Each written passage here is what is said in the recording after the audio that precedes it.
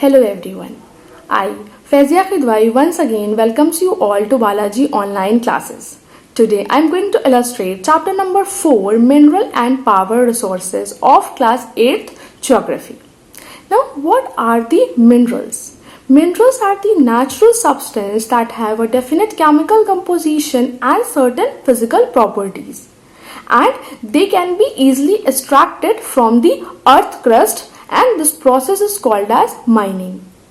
जो हमारे मिनरल्स होते हैं वो नेचुरल सब्सटेंस होते हैं जो हमें अर्थ क्रस्ट से मिलते हैं, और ये जो मिनरल्स होते हैं ये अपने प्योर फॉर्म में नहीं होते हैं, इसमें सर्टेन इम्प्योरिटीज होती हैं, और एक बार ये इम्प्योरिटीज रिमूव हो जाए फिर इनका प्रॉपर यूज होता है. Also minerals are of two types. First is metallic, second is non metallic. Metallic minerals वो मिनरल्स होते हैं जो रॉ फॉर्म में होते हैं, जैसे कि एग्जाम्पल आपके iron, copper, gold and silver etcetera. Second is non metallic. Non metallic वो मिनरल्स होते हैं जिनमें मेटल कंटेंट नहीं होता है, और for example coal, sulphur, mica, petroleum etcetera. Also क्या होता है, रॉ फॉर्म, अभी हमने पढ़ा कि रॉ फॉर्म में होते हैं मेटालिक मिनरल्स. रॉ फॉर्म का मतलब ये होता है कि इनमें सर्टेन इम्प्योरिटीज होती हैं, और इन्हें क्या कहते हैं, इन्हें ओर कहते हैं, और फिर इन ओर से हम मेटल एक्सट्रैक्ट कर सकते हैं by removing these impurities. Then they are extracted from deep within the earth. और ये जो हमारे मिनरल्स हैं ये अर्थ के क्रस्ट में होते हैं, तो इन्हें डीपली डिग करना पड़ता है और उसके बाद हमें ये मिलते हैं, और इस प्रोसेस को हम माइनिंग कहते हैं. Then comes the certain minerals that we will discuss. First one is iron. Iron is the fourth most abundant element in the earth crust, and it is basically used all over the world for making machinery. अर्थ जो है जो iron है वो basically जो है use होता है आपकी मशीनरी बनाने के लिए. और इंडिया में जो है, India has the large reserves of good quality of iron ore, but we need to improve our methods of mining for better results. India में आयरन ओर बहुत ही गुड क्वालिटी का है, लेकिन जो हमारे मेथड्स हैं माइनिंग के वो हमें और इम्प्रूव करने पड़ेंगे, जिससे कि हमें बेस्ट क्वालिटी ऑफ आयरन मिल सके. Then there are 3 types of iron ores.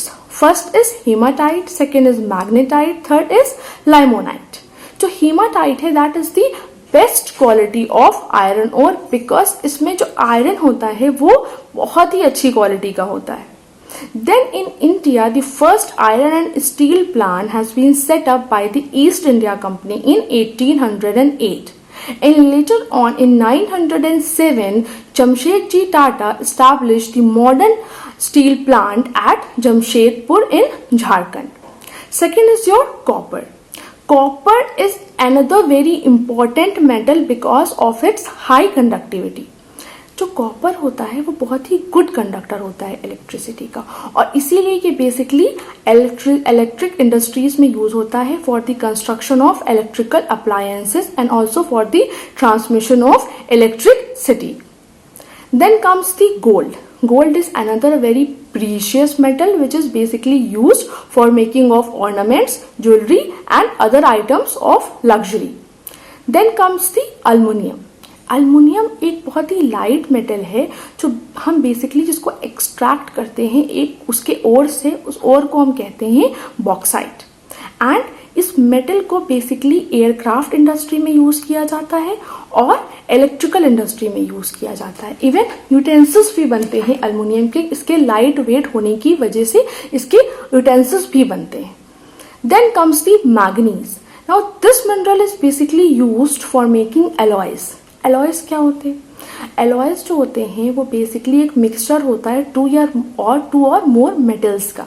क्या करते हैं, मेटल्स को पहले हम पिघलाते हैं और उन्हें मिक्स करके एक मिक्सचर बनाते हैं, फिर उस मिक्सचर को हम ठंडा करने के लिए रखते हैं. जब वो सॉलिडिफाई हो जाता है तब जो हमें वो मिलता है that is known as alloy.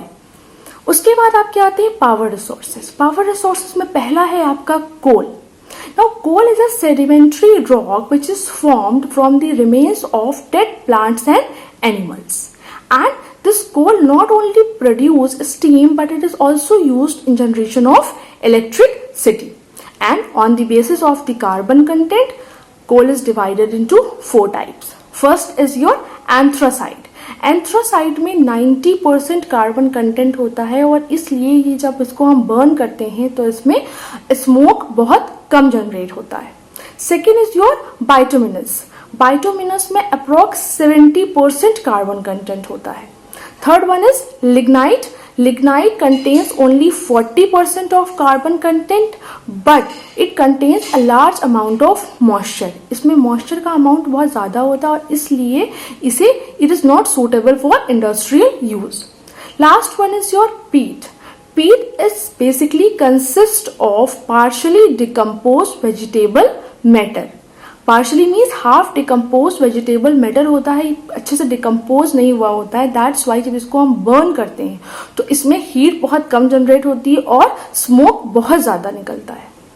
Then other resource is petroleum.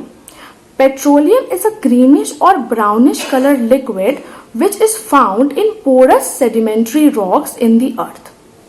Petroleum क्या होता है? बेसिकली ग्रीनिश और ब्राउनिश एक लिक्विड होता है जो हमें सेडिमेंट्री रॉक्स में मिलता है अर्थ में.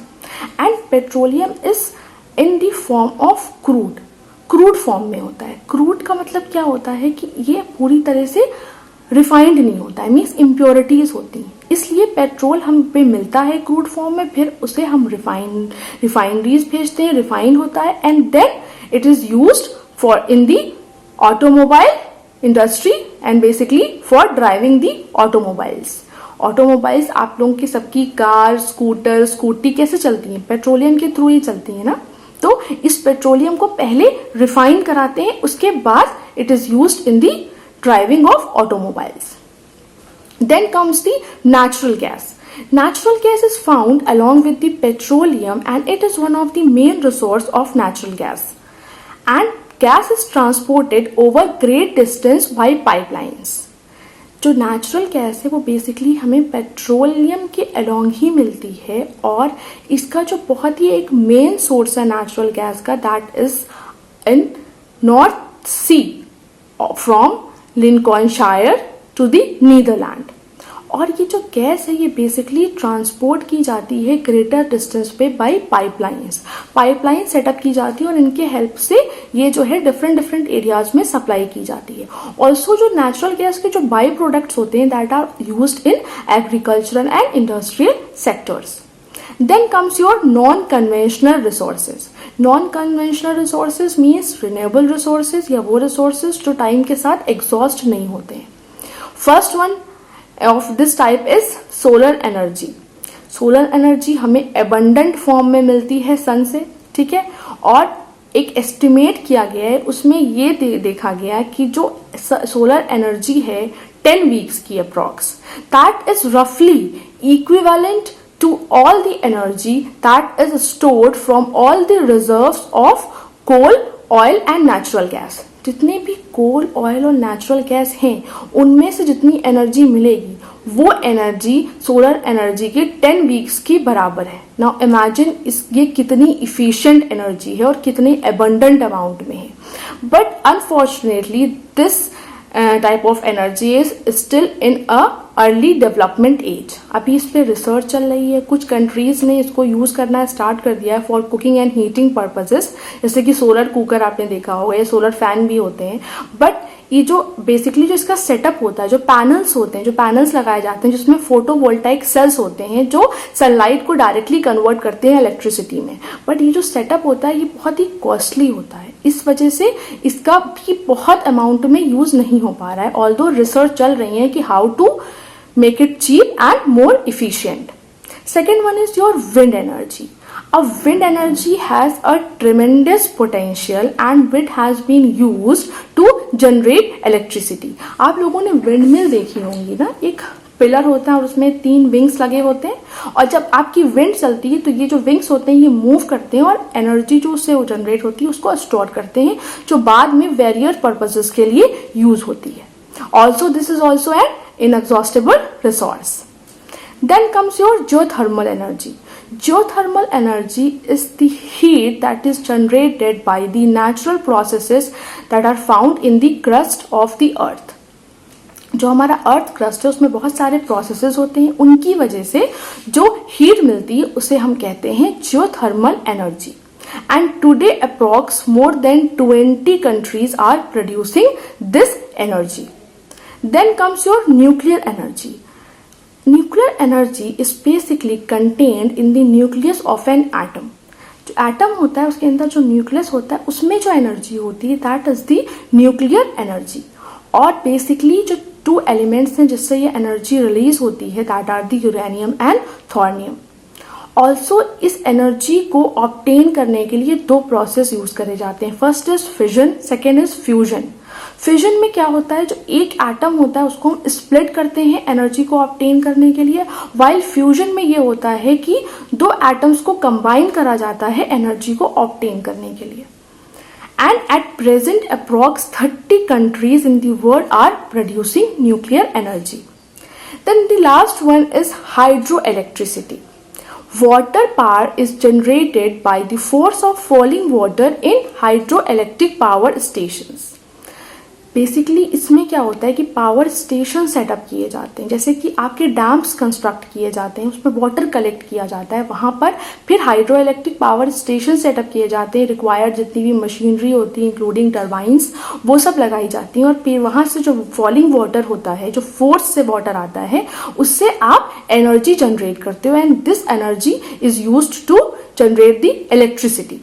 और एक बहुत प्लस पॉइंट इसका ये होता है कि इस जनरेशन ऑफ इलेक्ट्रिसिटी में इस प्रोसेस के थ्रू कोई भी पॉल्यूशन नहीं होता है, means this is pollution free.